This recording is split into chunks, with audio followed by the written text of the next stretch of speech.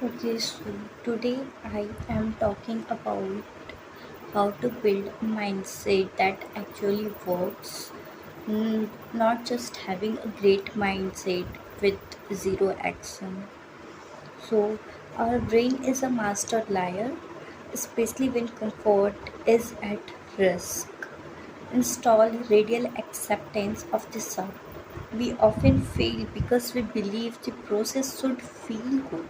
When it gets hard, we think something is wrong.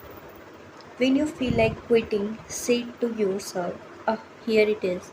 This is the moment that separates the people from achieving things. Example, don't ask, did I get abs? Ask, did I keep the promises I made to myself today? If the answer is yes, yes, you are winning. And don't listen to others if you're saying your progress.